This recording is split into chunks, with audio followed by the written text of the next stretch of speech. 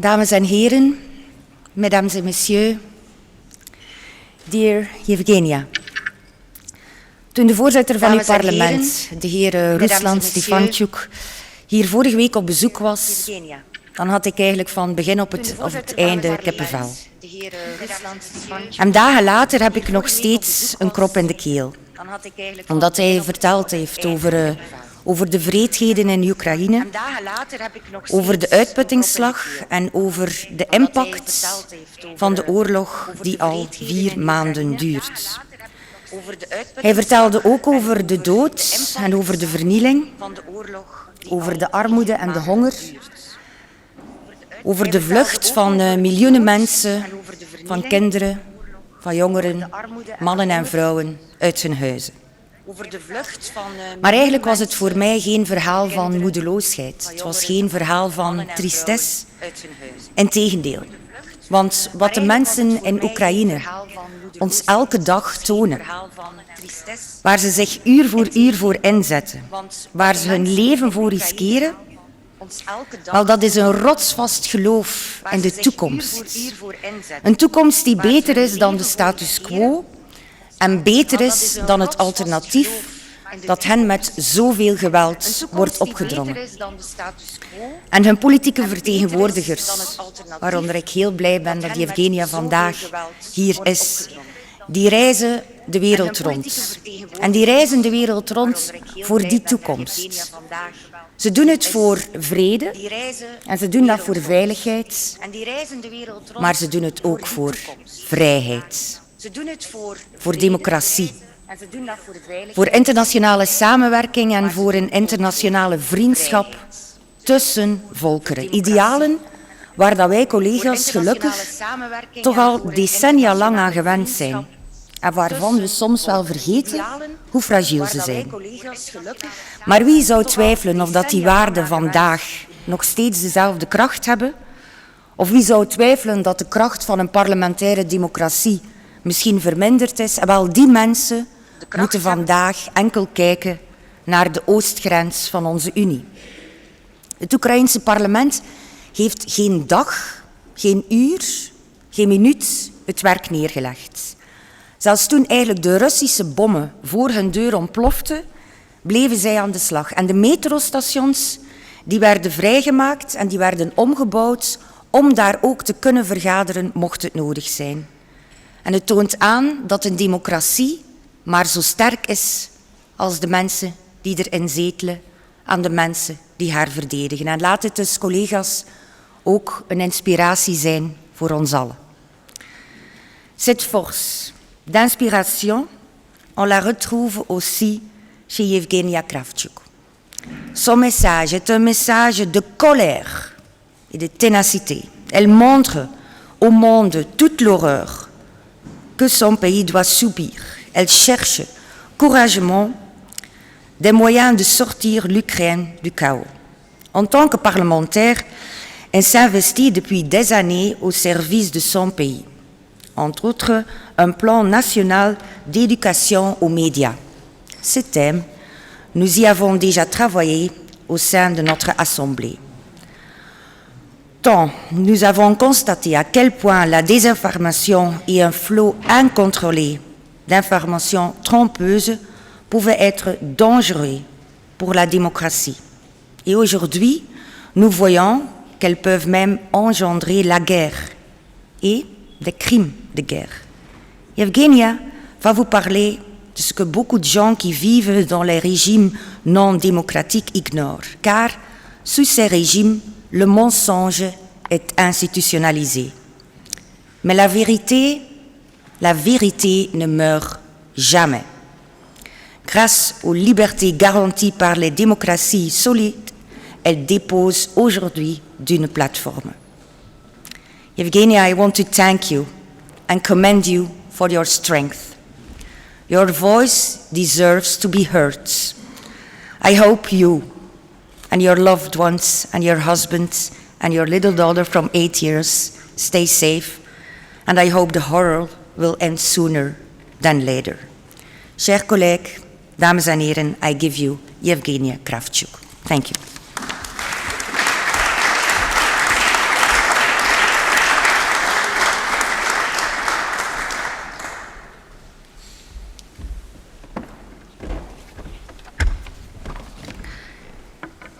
dear colleagues, and if I may say, dear friends, I'm really honored to be here, and I'm really honored to be here in such historic time.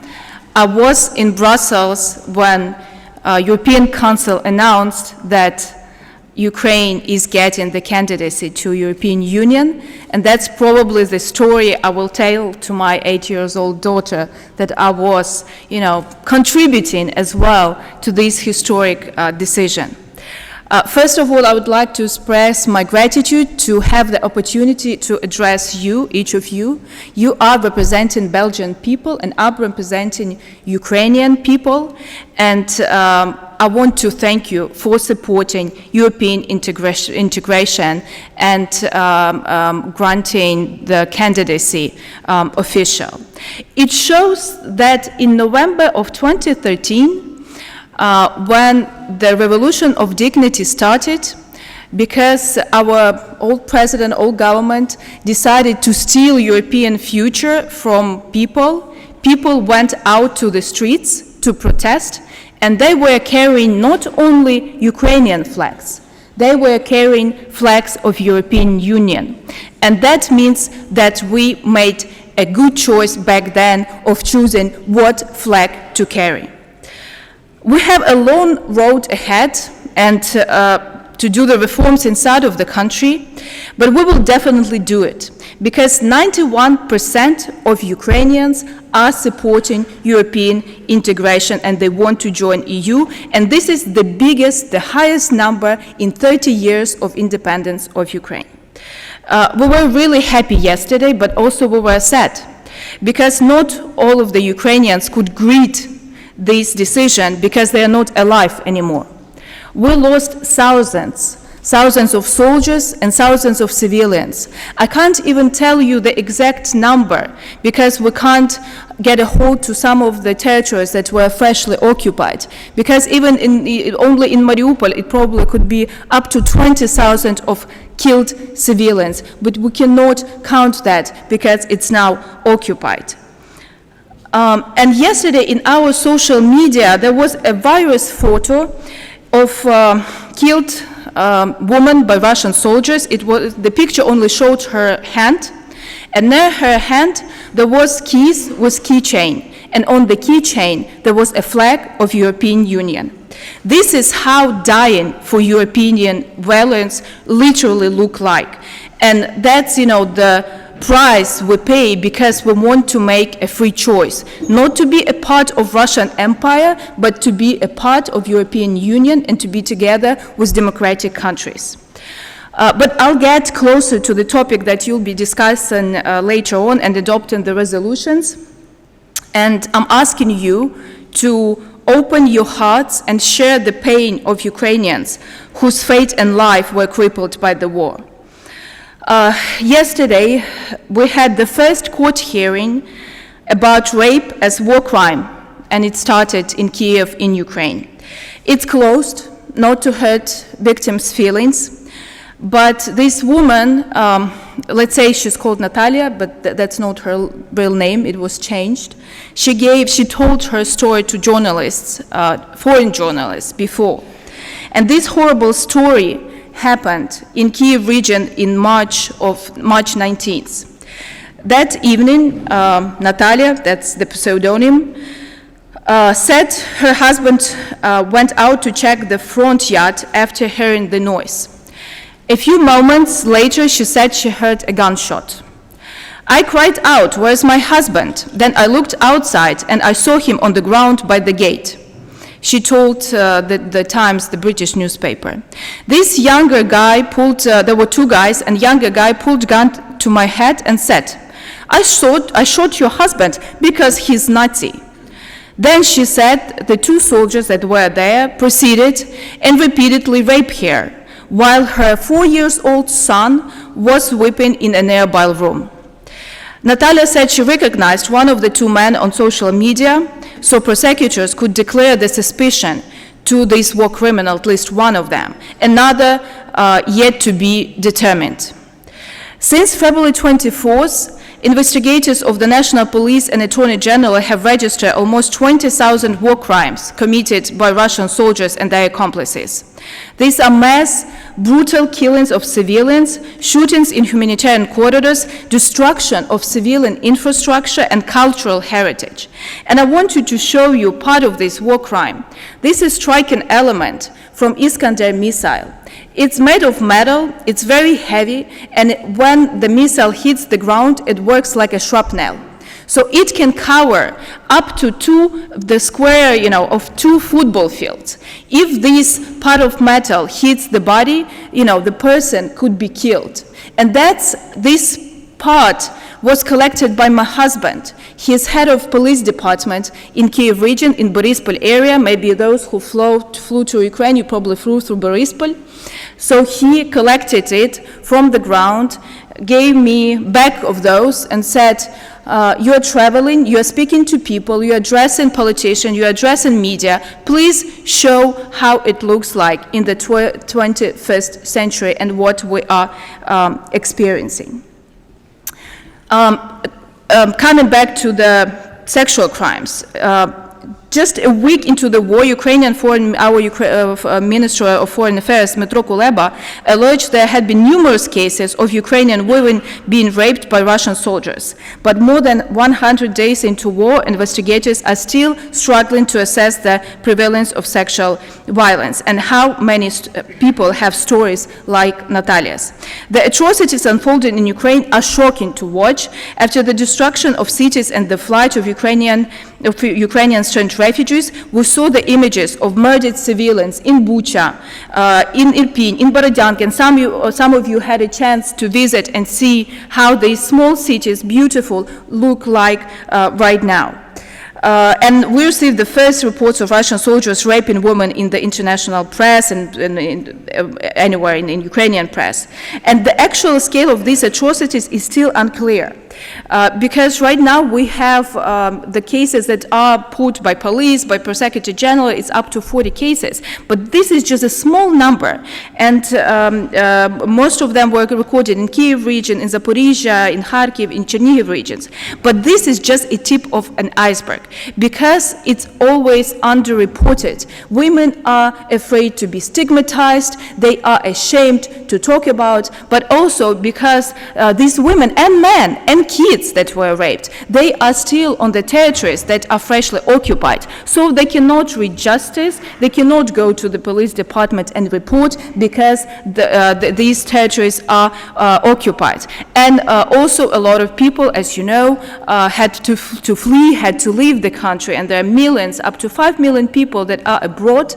So that's why it's very important to secure the psychological help in the mother tongue, where these people are residing right now. And of course, it's very hard to get them to talk about the atrocities that happened with them.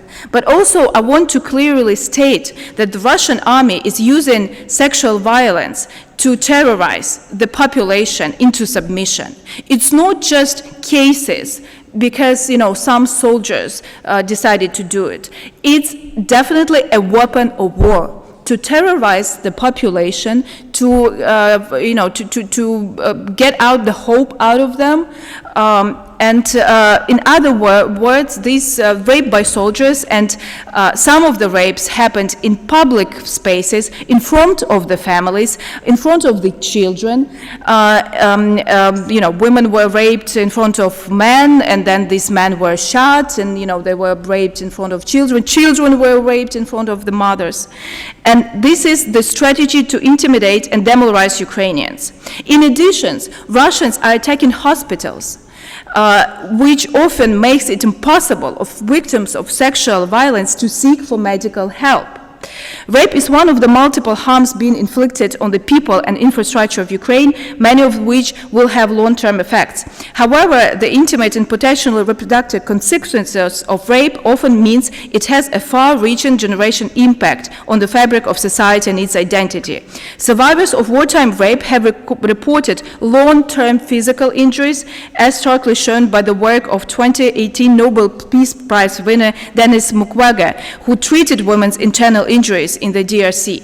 Survivors also face long-term mental health consequences, children born of rape and other continuous family conflict and domestic violence. Sexual violence has been used as a weapon of war throughout history, whether to subjugate, terrorize, or ethnically cleanse the population. Systematic sexual violence had been reported in conflicts from Myanmar to Bosnia, while historians estimate that there were 2 million Germans were raped by Soviet troops as they advanced against Nazi forces in the last days of World War II. Since the beginning of the Russian invasion of Ukraine on February 24, both Ukrainian governmental institutions, civil society, and international organizations such as Prosecutor General of Ukraine, Amnesty International, OSCE, UN Human Rights Monitoring Mission in Ukraine, La Strada Ukraine, and many others reported on violations of international humanitarian law and sexual violence perpetrated by Russian military forces. According to the information of the Prosecutor General, a national hotline reported the following forms on conflict-related sexual violence: rape, gang rape, pregnancy following rape, attempt rape, threats of rape, caution to watch an act of sexual violence committed against a partner or a child, and forced nudity. Realizing the peculiarity of the approach to the process of recording such types of crimes, special police mobile groups were set up at initiative of the Ministry of Internal Affairs of Ukraine to identify sexual criminal offenses committed by Russia. The group included police officers who had previously worked with victims of domestic and gender-based violence, juvenile police officers, investigators, and social service psychologists. Women across Ukraine are encouraging the threat of rape as a weapon of war, as growing evidence of sexual violence emerges from areas retaken from retreating Russian forces. As the UN Special Representative on CRCV, Pamela Patton, noted during her visit in Ukraine, all committed crimes should be documented and investigated to ensure justice and accountability of perpetrators, while there is a need for holistic survivor-centered approach provided to survivors not only in Ukraine but also abroad. On the 20th of June of 2022, Verkhovna Rada of Ukraine, Ukrainian Parliament, has approved, adopted, voted for the ratification of the Council of Europe Convention on Preventing and Combating Violence Against Women and Domestic Violence, better known as Istanbul Convention. And the next day, our President, Volodymyr Zelensky, signed this convention. And this is a huge step forward in protecting women and girls from all forms of violence, whether in Ukraine or abroad. And of course, we're working on the new action plan on the United Security Council Resolution 1325. Many of you know about it. It's about women, peace, and security. And we are probably the only country who'd been replanning, rewriting this plan, being in the full-scale invasion. But we understand we have to do it. And the adoption of the new plan, the revised plan, will be in August by the end of this August. And I know that you might later on discuss the resolution about how Belgium can help Ukraine in reaching justice, because it's very, very important. So Ukraine would be really grateful for you to support in documenting war crimes, to have the mutual work with our police, with our Attorney General office, helping the International Criminal Court as well. But also, we think that the best way to proceed is to establish the special tribunal to investigate these cases and put those who did them to the court, and so they could be punished, as the special tribunal was made by United Nations after the war in former Yugoslavia. Because we think that these more than 20,000 of war crimes and many more thousands to be discovered deserve to have actually, this separate international tribunal. And the whole democratic world today must unite to stop this evil, and also we need to make sure that this evil will not go unpunished. Thank you, and glory to Ukraine.